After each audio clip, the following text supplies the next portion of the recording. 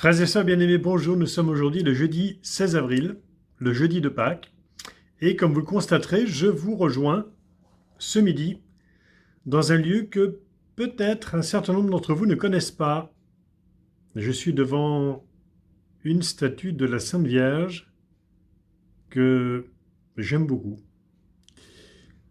Et je vous laisse deviner le lieu où je suis. Alors vous pouvez vous faire aider par des gens qui peut-être le connaissent, ce lieu.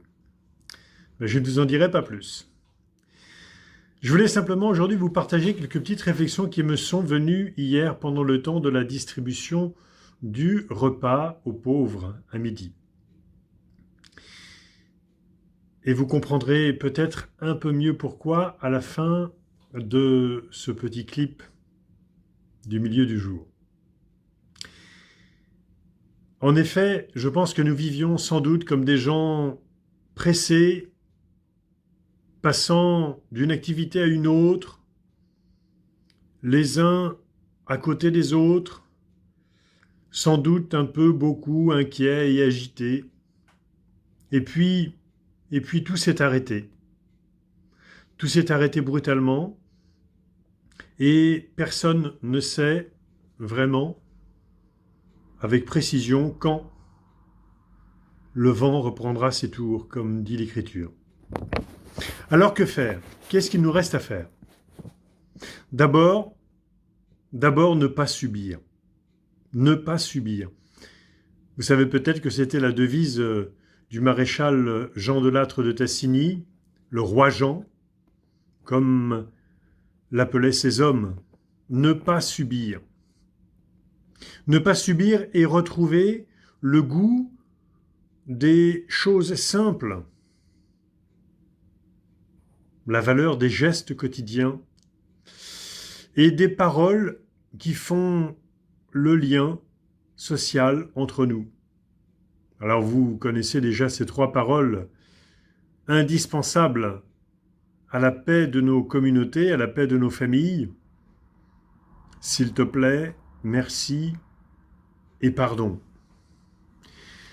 Et puis, il se trouve que les textes de l'Écriture que nous entendons ces jours-ci, et de l'Évangile en particulier, les textes de l'Écriture attirent notre attention sur deux réalités essentielles de nos vies. D'abord la parole, la voix, plus précisément la voix, et le regard. Être attentif à la voix, écouter la voix de celui à côté de qui nous vivons, écouter sa voix. Et c'est Marie-Madeleine qui nous apprend à écouter la voix. Vous vous souvenez de l'évangile de la reconnaissance de Jésus ressuscité? Dans un premier temps, elle le prend pour le jardinier, et puis, lorsque Jésus l'appelle par son prénom, et d'une manière indicible, Marie-Madeleine reconnaît Jésus. Rabbouni. Elle a reconnu son petit maître à la voix. Elle demeurait attentive à la voix de son Seigneur. Et puis le regard. Le regard. C'est important de se regarder. Surtout en ces temps où nous sommes obligés de porter un masque dans bien des situations. Il n'y a plus que les yeux. Eh bien, vous vous souvenez des disciples d'Emmaüs qui marchaient tout tristes, repliés sur eux-mêmes, désorientés, tournant le dos à Jérusalem, tournant le dos à la lumière. Et puis Jésus marche avec eux, met ses pas dans les leurs, et puis ouvre progressivement leur cœur à l'intelligence des Écritures.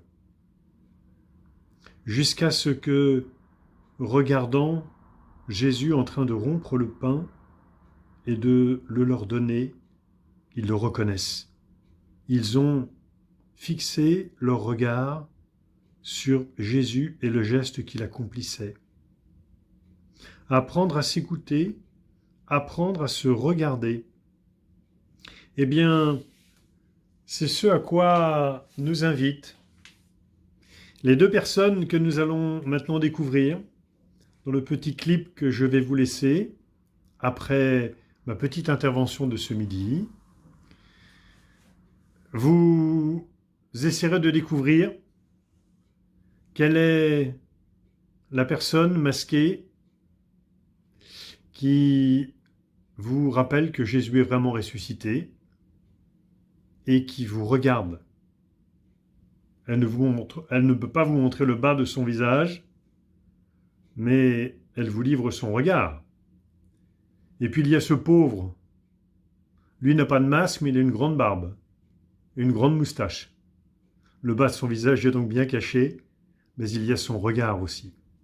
Donc, demandons cette grâce d'apprendre à nous regarder avec davantage d'attention, Notre vie a pris un nouveau rythme, beaucoup plus régulier, peut-on dire, et il nous faut réapprendre le goût des choses simples de la vie. S'écouter, se regarder, c'est les deux voies d'accès à une véritable communion fraternelle, à un véritable amour conjugal, à un véritable amour filial. Allez, je vous laisse en vous souhaitant, comme d'habitude, un bon appétit, une bonne journée, et nous en restons aussi sur les bonnes nouvelles que nous avons reçues hier du Père Lucien, pour lesquelles nous continuons à prier, puisque le mieux se confirme au plan respiratoire, même s'il a encore grand besoin, et il a besoin d'une assistance, puisque ses reins ne fonctionnent toujours pas normalement, mais le médecin qui l'accompagne garde bon espoir, et nous gardons espoir avec lui. Mieux, nous vivons dans l'espérance. C'est mieux que l'espoir. Puisque nous sommes en présence de Marie, avant de vous laisser découvrir deux personnages que nous avons rencontrés hier midi, nous chantons ensemble.